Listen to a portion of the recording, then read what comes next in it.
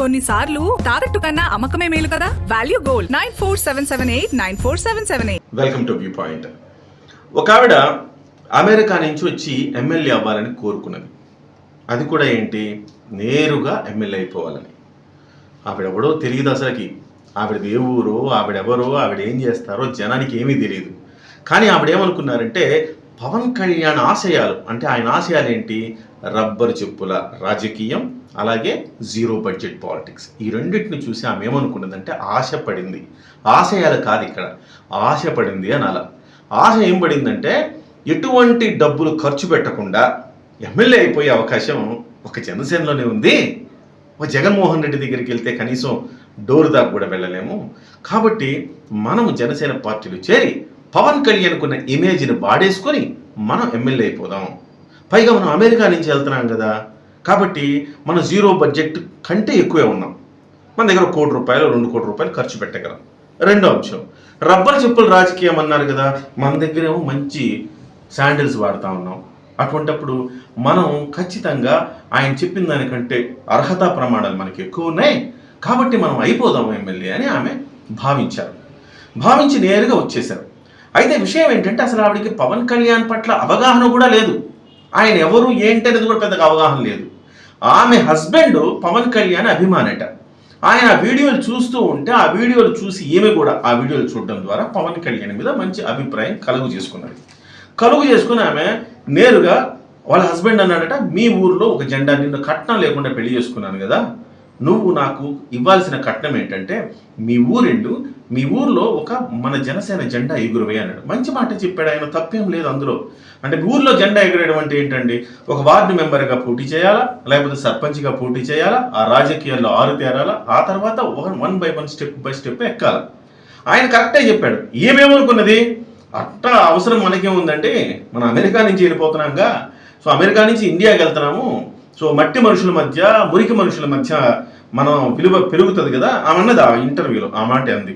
ఇక్కడంతా మురికి మనుషులు, మురికి చేష్టలు అని ఆమె ఏదో అందా ఇంటర్వ్యూలో, అందుకోసం ఆమె పదం వాడుతున్నా. ఆమెన్నది ఇక్కడికి మనం నేరుగా ఎమ్మెల్యే అవ్వచ్చు అండి అని చెప్పి ఆమె భావించారట. ఇక్కడికి వస్తే కూడా కొంతమంది అన్నారట, మీరు నేరుగా ఎమ్మెల్యే అయిపోవచ్చు కదా అని అన్నారట. అవును, నేను ఎమ్మెల్యే అయిపోవచ్చు అని ఆమె భావించారు. సో ఆ భావించిందే తడవుగా ఆమె రాజకీయాల్లో ఎంటర్ అయ్యారు. జనసేన పార్టీలో ఎవరో తలకమాసిన వాళ్ళు ఎవరి దగ్గర ఆమె కండువా కప్పించుకుంది ఏమో తెలియదు, కానీ ఏదో కండువా కప్పారట, ఆమె రాజకీయాల్లోకి వచ్చేసిందట. పవన్ కళ్యాణ్ కలవలేదు ఆవిడ. ఇంతకీ ఇంకొక ఆశ్చర్యకరమైన విషయం మీకు చెప్పాలా, ఆమె రాజకీయాలు ఎందుకండి మనకి అన్నదట వాళ్ళ ఆయన. ఆ మాట అనగానే వాళ్ళ ఆయన అన్నారట, నువ్వు ఇందిరమ్మ అంతటివా దాని అవుతావని జ్యోతిష్యుడు చెప్పాడు కదా, కనీసం నువ్వు ఊర్లో ఉన్న జెండా ఎగరేయగలుగుతావు కదా, ఇందిరమ్మ అంత కాకపోయినా అన్నంట. ఇందిరమ్మ అంత అవుతావంటే మనం వెంటనే ఏం ఆలోచించాలా, మనం ఏమైనా ప్రజాసేవలో ఉండి మనకేమన్నా వారసత్వంగా గతంలో మనలో ఎవరైనా రాజకీయాల్లో ఉన్నా కానీ, పోనీ అట్లీస్ట్ మనం ప్రజాసేవలో ఉండి ప్రజల మధ్య నిత్యం గడుపుతూ ఉన్నాం అనుకో, మనం ఖచ్చితంగా మనం ఇంద్రం అంత కాకపోయినంత కొంత రాజకీయ నాయకురాలు అవుతాం అనుకోవచ్చు. కానీ ఆయన అన్న మాటలో, ఆయన ఇంత మాట అన్న తర్వాత నేను నేరుగా ఎమ్మెల్యే అయిపోవచ్చు అని అనుకునే ముందు ఒక్కసారి మనల్ని మనం అద్దంలో చూసుకొని ఉంటే నిజంగా మనం ఇంద్రం అంత అవుతామా లేదా అనేది మనకు అర్థమయ్యేది.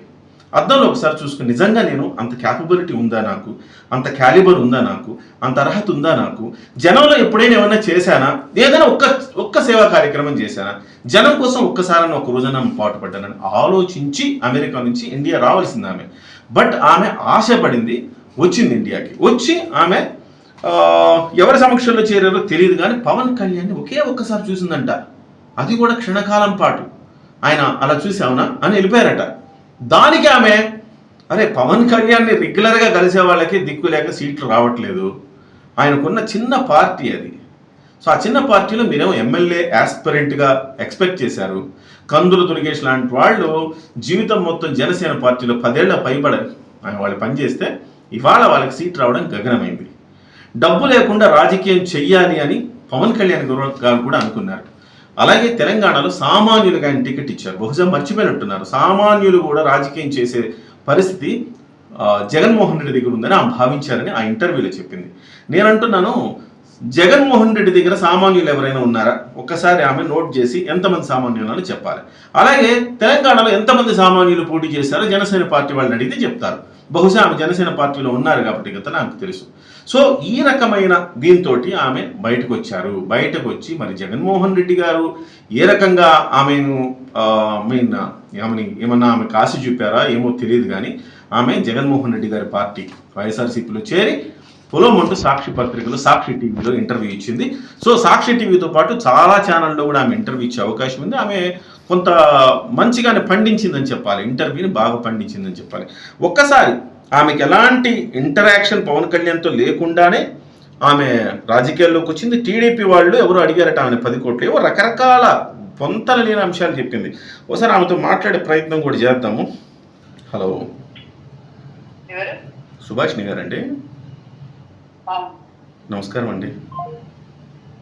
కట్ చేశారు, మళ్ళీ ఒకసారి ట్రై చేద్దాం. అంటే చాలా ప్రశ్నలు ఉన్నాయి నా దగ్గర, రాసుకున్నాను నేను అడగాలని. అమ్మా నమస్కారం. నమస్కారం అమ్మా. సుభాష్ని గారేనమ్మా? అమ్మ నమస్కారం. నేను జర్నలిస్ట్ని, ఒక యూట్యూబ్ ఛానల్ నుంచి మీకు ఫోన్ చేస్తున్నాను. 2-3 అంటే మీ ఇంటర్వ్యూ చూశానమ్మా, బాగా చేశారు మీరు. మీ యొక్క ఆవేదన అంతా కూడా నాకు అర్థమైంది. అయితే దానికి కొన్ని ప్రశ్నలు ఉన్నాయి, మీరేమన్నా సమాధానం ఇవ్వగలరా? ఇప్పుడు ఫస్ట్ ప్రశ్న నాది, సామాన్యులను కూడా అసెంబ్లీలోకి పంపించే అవకాశం జగన్మోహన్ రెడ్డి గారి దగ్గర ఉంది అన్నారు. ఎంతమందిని జగన్మోహన్ రెడ్డి గారు సామాన్యుల్ని అసెంబ్లీకి పంపించారు? అంటే జనసేన పార్టీలో సామాన్యులు ఎవరు పోటీ చేయలేదా? అమ్మా చెప్తారా దీనికి ఆన్సర్? జనసేన పార్టీలో సామాన్యులు ఎవరు ఫస్ట్ పోటీ చేశారు చెప్పండి సార్.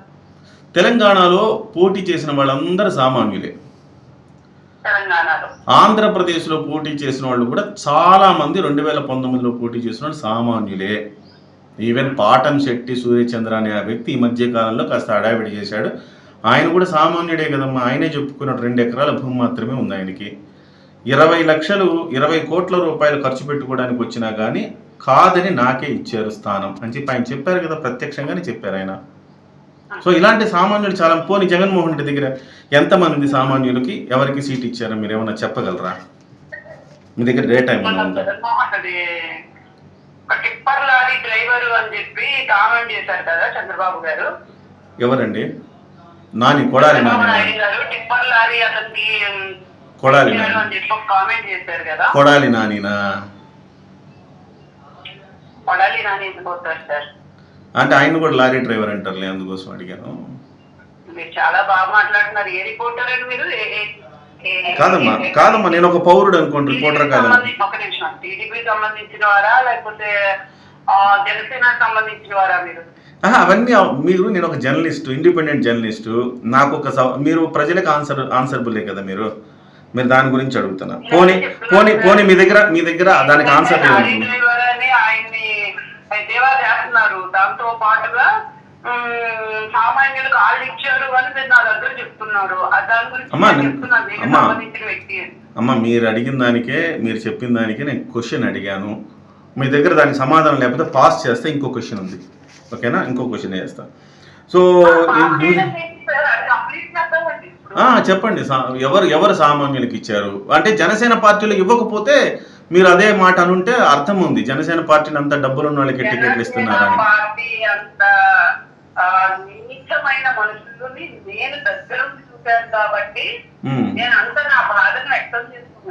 అమ్మా నేనేం తప్పట్టట్లేదు. మీరు వినండి అమ్మా. నేను అడిగిన ప్రశ్న వేరు, మీరు సమాధానం. నాకు కొన్ని సందేహాలు ఉన్నాయి, ఆ సందేహాలు నివృత్తి చేద్దాము. జనంకు కూడా తెలియాలి కదమ్మా. మీరు వెళ్ళి సాక్షి మీడియాలో మాట్లాడేసారు, బాగానే ఉంది, కానీ జనానికి కూడా తెలియాలి కదమ్మా. అందుకోసం అడిగాను, అంతే, అంతకు మించి ఏం లేదు. నాకు తెలుసమ్మా, నాకు తెలుసు అమ్మా, నాకు తెలుసు. వినండి ఒకసారి నేను అడిగిన ప్రశ్నలకు ఆన్సర్ చేయండి, తర్వాత మిగతా ఛానల్కి వెళ్ళొచ్చు మీరు. ఎందుకంటే మీరు నా ఛానల్కి కూడా రారు, ఎందుకంటే మీరు ఐ డ్రీమ్ ఛానల్కి వెళ్ళొచ్చు, లేకపోతే టీవీ నైన్లో చూపించరు అనుకోండి, అది వేరే విషయం. కొన్ని ఛానళ్ళు ఉన్నాయి టీవీ. నా ఛానల్ తర్వాత చెప్తానమ్మా మీకు. ఇంకొక క్వశ్చన్ ఉంది నా దగ్గర, కొంచెం మీరు చెప్తారా? పవన్ కళ్యాణ్ గారిని మీరు మా వాయిస్ ఉన్నది బాగానే ఉంటుందమ్మా. పవన్ కళ్యాణ్ గారిని ఎన్నిసార్లు కలిశారు మీరు? ఒక్కసారి. అమ్మా మీరు అమెరికాలో ఉద్యోగాలు చేసేవాళ్ళు, అంత తెలివైన వాళ్ళు, కనీసం అంబాజీపేటలో వాళ్ళకున్నంత తెలివితేటలు కూడా మీకు లేవంటే ఆశ్చర్యం కలిగింది నాకు. జాలి వేస్తుంది నాకు అంతే. పవన్ కళ్యాణ్ గారిని పవన్ కళ్యాణ్ గారిని కూడా కలవకుండా మీ ఇష్టం వచ్చినట్టు మీరు కింద స్థాయిలో ఏదో నేను పని చేస్తున్నాను అని చెప్పుకున్నారు. ఒకటి. రెండోది వినండి మీరు మీరు రావద్దు అని చెప్పేసి అక్కడి నుంచి అక్కడికి వెళ్ళాలంటే 100 మంది తోకగాళ్ళు ఫోన్ చేసేదా అక్కడికి వెళ్ళలేము. ఎట్లా వెళ్తారు సామాన్యులు? మరి మీరు ఎట్లా ఎమ్మెల్యే అవుదాం అనుకున్నారు? ఎవరండి? మీరు. మీ వారు మీకు చెప్పింది ఏంటి? మీ ఊర్లో జెండా ఎగరేయమని. మీ ఊర్లో జెండా ఎగరేస్తే సరిపోయేదని మీరు ఎమ్మెల్యే అవ్వదు. మరి మా ఊర్లో జెండా ఎగరేయడానికి నేను వచ్చాను. మరి ఎవరు వాళ్ళ అధికారాన్ని వాళ్ళ చేతులు తీసుకుని ఈ సన్నాస పార్టీలో ఎవరు లేరు, అక్కడ నాయకులు లేరు, ఇక్కడ నాయకులు లేరు, ఇప్పుడే పురుడు పోసుకున్న ఈ సన్నాస పార్టీకి ఒక మనిషి అనేటోడే లేడు అని చెప్పేసి నన్ను ఎందుకు ప్రోత్సహించడం? ఎవరు ప్రోత్సహించారు మిమ్మల్ని? నేను అడుగుతున్నాను మిమ్మల్ని. తెలుసుకొని మాట్లాడితే మీకు ఆన్సర్స్ అన్ని వస్తాయి. ఒక నిమిషం, మీరు అక్కడికి ఎక్కి సింగవరం నిడదవోలు నాది అడ్రస్, అక్కడికి ఎక్కి నిడదవోలులో ఎవరైతే స్థానిక నాయకులు ఉన్నారో ఒకటి.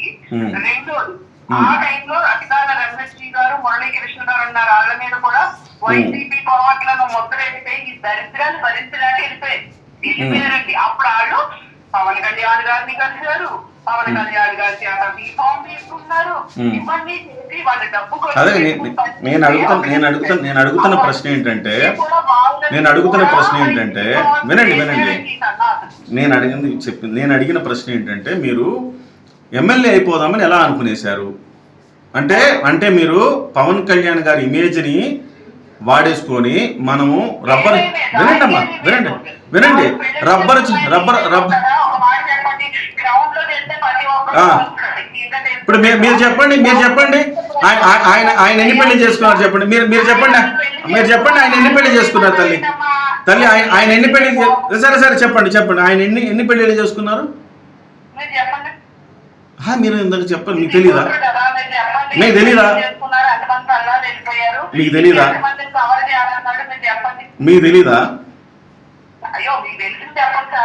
ఆయన చట్టబద్ధంగా పెళ్లిళ్ళు చేసుకున్నారు. సో మీరు ఎక్కడ ఏ పార్టీలోకి వెళ్ళారు? మీరు ఇప్పుడు చట్టబద్ధంగా మీకు చట్టం తెలీదా? రాజ్యాంగం తెలీదా? రాజ్యాంగం ఇచ్చిన హక్కుల్నే మీరు ప్రశ్నిస్తున్నారు. రాజ్యాంగం హక్కులు ఇచ్చిందని తెలుసా మీకు? ఒక పెళ్లి నచ్చకపోతే విడాకులు ఇచ్చి ఇంకో పెళ్లి చేసుకోవచ్చు. అది చట్టబద్ధంగా న్యాయబద్ధంగా చేసుకుంటాడండి. చట్టబద్ధంగా చేసుకుంటే మీకేమైనా నష్టం వచ్చిందా? సుభాష్ని గారు మీకేమైనా నష్టమైందా? లేకపోతే మీ పక్కింటి వాళ్ళకి నష్టమైందా? పోనీ మీ ఎదురింటోడికి నష్టమైందా? లేకపోతే మీ ఊర్లో ఎవరికైనా నష్టమైందా? లేకపోతే మీ పేటలో ఎవరికైనా నష్టమైందా? లేకపోతే ఈ రాష్ట్రంలో ఎవరికైనా నష్టమైందా? చెప్పండి. ఊరికే మీరు జగన్మోహన్ రెడ్డి గారి మాటలు ఎందుకు వల్లి వేస్తారు? మీరు ఆశతో వచ్చారా లేదా చెప్పండి. మీరు ఏ ఆశయంతో వచ్చారా? మీరు ఆశయంతో వచ్చారా, ఆశతో వచ్చారా? ఏంటి మేడం మీ ఆశయం?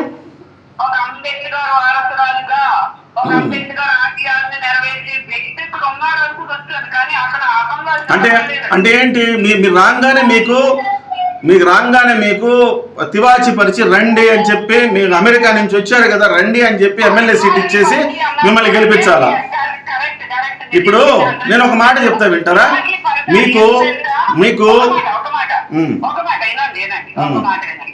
ఇప్పుడు నేను ఎంత త్యాగం చేశాను, మీరు నన్ను వారేస్తున్నారు చాలా గొప్పగా అలా వ్యక్తి అయి ఉంటారు. మీరు అది పక్కన పెట్టేద్దాం. టీవీ రామారావు అనే వ్యక్తి ఎప్పుడు వచ్చాడు పార్టీలోకి? ఎప్పుడు వచ్చాడు చెప్పండి. మీరు చెప్పండి. ఏ తివారికి పరిచారు? చెప్పండి. అదే నియోజకవర్గంలో నేను నిరంతరం పనిచేస్తూ బెడ్షీట్లు పంచుతూ అదే నియోజకవర్గంలో టీవీ రామారావు వినండి, టీవీ రామారావు నాకు తెలుసు. టీవీ రామారావు ఈ రాష్ట్రంలో దాదాపు 20% మందికి టీవీ రామారావు తెలిసి ఉంటుంది. ఎందుకంటే గతంలో ఆయన ఎమ్మెల్యేగా పనిచేశాడు. ఆయన వినండి, అరే మీరు 10 మంది అమ్మా, మీకు పవన్ కళ్యాణ్ గారు అన్నట్టుగా 10,000 ఓట్లు తెచ్చుకునే శక్తి ఉందా మీకు? నేను అసలు పాయింట్ చెప్తుంటే మీరు నన్ను అడ్డుకుంటున్నారు. అసలు పాయింట్ నేనేం చెప్పదలుచుకున్నానంటే, మీరు ఒక ఆశతో వచ్చారు. వినండి. మీకు ఒక సిద్ధాంతి, ఒక జ్యోతిష్యుడు చెప్పాడు మీకు ఇందిరమ్మంత అవుతావని. దానికి మీరు ఇందిరమ్మంత అవుతామంటే వార్డు మెంబర్ ఎందుకు? వినండి మ్యామ్.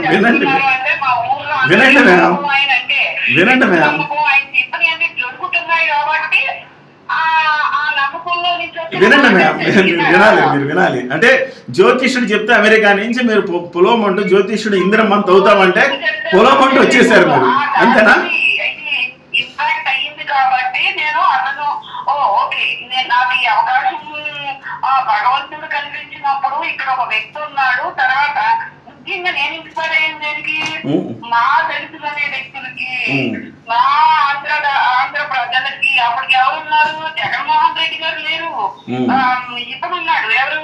చంద్రబాబు గారు ఉన్నారు. అంటే నేను రోజు చూసే న్యూస్ లో నా చూడండి రక్తాలు వచ్చేసి అసెంబ్లీలో ఆయన మాట్లాడుతుంటా దెంగిపు నవ్వులు కూడా నేను చూసినప్పుడు అరే ఏంటి ఇక్కడ ఏం జరుగుతుంది? ఆవిడ ఎటుగానే ప్రీతి, ఆమెకి ఎంత పెద్ద నష్టం జరిగింది. ఆమెకు అన్యాయం జరిగింది కదా. వినండి, ఆమెకు అన్యాయం జరిగింది కదా. ఇవన్నీ ఆయన హయామాలో జరిగినాయి కాబట్టి నేను అదే ఈ పవన్ కళ్యాణ్ లాంటి ఏమంటారు ఒక ముఖ్యమంత్రి వస్తే అందరూ బాగుపడతారని ఒక మంచి సంస్కృతంతో వచ్చారు. కానీ ఇక్కడ ఏం జరుగుతుంది? తల్లి, మీరు మంచి పని చేశారు. అంటే వినండి తల్లి, మీరు మంచి పనే చేశారు తల్లి. నేను అంటుంది మీరు మంచి పనే చేశారు. సుగాలి ప్రీతికి న్యాయం జరగాలంటే ఏం చేయాలి? పవన్ కళ్యాణ్ అని అనుకున్నారు. మీరు ఎందుకు అనుకోవడానికి కారణం ఏంటంటే, సుగాలి ప్రీతి గురించి మాట్లాడిన సుగాలి ప్రీతి గురించి మాట్లాడిన ఏకైక రాజకీయ నాయకుడు పవన్ కళ్యాణే. కాబట్టి మీరు అలా అనుకోవడం తప్పులేదు. కానీ మీరు ఏ పార్టీలో చేరారు ఇవాళ? కనీసం సుగాలి ప్రీతి గురించి మాట్లాడారు ఎవరైనా? కనీసం సుగాలి అదే మీరు మబ్బులోకి వెళ్ళారని నా అభిప్రాయం, అంతే. సుగాలి ప్రీతికి న్యాయం చేసిన పార్టీలు ఒకటే మాట చెప్తా. మీరు అడుగుతున్నారు తల్లి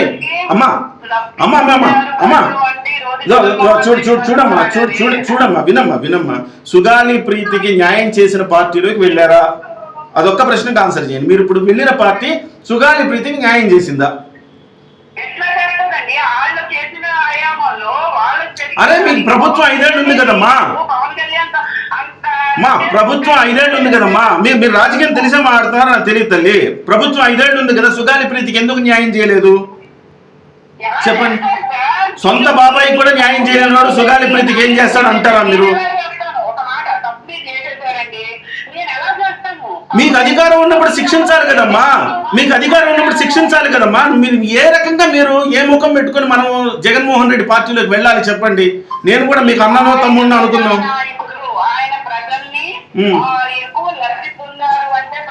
సుగాలి ప్రీతికి న్యాయం చేశాడా అమ్మా? సుగాలి ప్రీతికి న్యాయం చేశాడా? సాటి దళిత సోదరుణ్ణి అమ్మా వినాలి. నేను అడుగుతున్నదే, నేను సూటిగా అడుగుతున్నా, మీరు సమాధానం చెప్పండి. వాదన వద్దు నాకు. వాదన వద్దు తల్లి వాదన వద్దు అమ్మా నేను చెప్పిందని సూటిగా చెప్పండి. సుగాలి ప్రీతికి న్యాయం చేసిన పార్టీలోకి మీరు వెళ్ళలేదు. అలాగే ఒక దళిత సోదరుని చంపి డోర్ డెలివరీ చేసిన పార్టీలోకి మీరు వెళ్ళారు. సో దళితుల పట్ల ఇంత దాష్టికం చేస్తున్న వ్యక్తుల పార్టీలోకి మీరు వెళితే ఏదమ్మా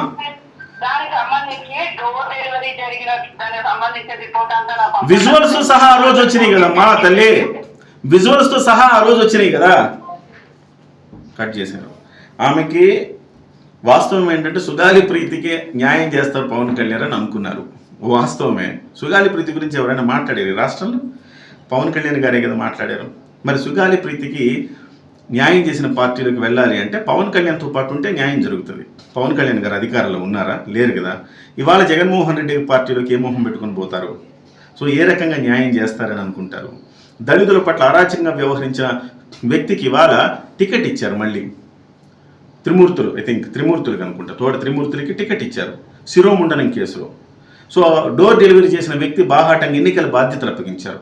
అలాంటి వ్యక్తి పార్టీలోకి వెళుతూ నేను దళిత బిడ్డను లేదా అంబేద్కర్ ఆశయాలంటే ఎట్లా పొందన ఎట్లా కుదరదు? జనం నమ్మాలి కదా, జనం నమ్మాలి కదా. మరి ఎంత ముట్టిందని అడుగుదామంటే పెట్టేసింది ఫోను. ఎంత తీసుకున్నారు మీరు జగన్మోహన్ రెడ్డి దగ్గర అంటే ఫోన్ పెట్టేసింది. సో నా దగ్గర ఇంకా చాలా ప్రశ్నలు ఉన్నాయి. కనీసం పవన్ కళ్యాణ్ని కలవకుండానే ఈమె గాల్లో నేను ఎమ్మెల్యే అయిపోతాను అనుకుంది. పవన్ కళ్యాణ్ ఇమేజ్ని వాడేసుకొని ఎమ్మెల్యే ఆశ. మధ్యలో వాళ్ళ హస్బెండ్ అన్నారట, వద్దు ఇవన్నీ మనకి వెనక్కి వచ్చాయన్నారట. లేదు లేదు నేను రానన్నారు. అంటే ఆశ మనిషిని ఏ రకంగా మనిషిని ముందుకు తీసుకెళ్తుంది, ఏ రకంగా తప్పుదో పట్టిస్తుంది అనే దానికి ఆధారం అన్నమాట. ఆయన రమ్మంటే కూడా రాకుండా ఆయన వార్డు మెంబర్గాను ఒక సర్పంచ్ గాను పోటీ చేసి మీరు జెండా ఎగరేయమంటే మీరు ఎమ్మెల్యే ఆశపడ్డారు. ఆశపడి కనీసం పవన్ కళ్యాణ్ ఏమన్నా కలిశారా? కలవలేదు. కలవకుండానే మీలో మీరు ఒక ఆశ పెట్టేసుకొని ఎమ్మెల్యే అభ్యర్థి మీరే అనుకొని మీరు ప్రచారం చేసుకొని మీరేదో డబ్బులు ఖర్చు పెట్టుకున్నారని చెప్పి ఇవాళ మళ్ళీ పోతూ పవన్ కళ్యాణ్ మీద బురద చల్లి పోయే పార్టీ ఏం పార్టీ? అదొక బురద పార్టీ. ఆ పార్టీలోకి వెళుతూ సో బురదలో చేరి బురద ఉందని చెప్తే సో దాన్ని ఏ రకంగా మనం పోల్చాలో తెలియదు. దళిత బిడ్డ కాబట్టి నేనేమి కామెంట్ చేయదలుచుకోలేదు. ఇలాంటి వాళ్ళు జస్ట్ ఊరికే ఒక చిన్న ఫోన్ కాల్. నా దగ్గర చూడండి ఎన్ని ప్రశ్నలు ఉన్నాయో, నా దగ్గర ఇన్ని ప్రశ్నలు రాసుకున్నా అడగటానికి. ఆమె ఇంటర్వ్యూలో చెప్పిన ప్రతి పాయింట్ సిద్ధాంతిని నమ్మి ఆమె రాజకీయం మీద ఆశపడి వచ్చేసిన ఒక అభాగ్యురాలని నేను అనుకుంటున్నాను. సో ఇలాంటి వాళ్ళందరూ కూడా రాజకీయాల్లోకి వచ్చేసి పవన్ కళ్యాణ్ మీద దుమ్మెత్తి పోస్టానికి రెడీగా ఉంటారు. సాక్షి మీడియా ఇంకా చెప్తుంది కదా, అన్ని మీడియాలు తిరుగుతుందట. బహుశా డబ్బులు ఇస్తే మరి తిరగమా? పెద్ద వాళ్ళే డబ్బులు కమ్ముడిపోతున్నారు. పాపం ఆమె తల్లి పాపం అమెరికా నుంచి వచ్చి డబ్బులు ఖర్చు పెట్టుకుంది, తిరిగి పొందాలి కదా. So anyway, thank you for watching this video.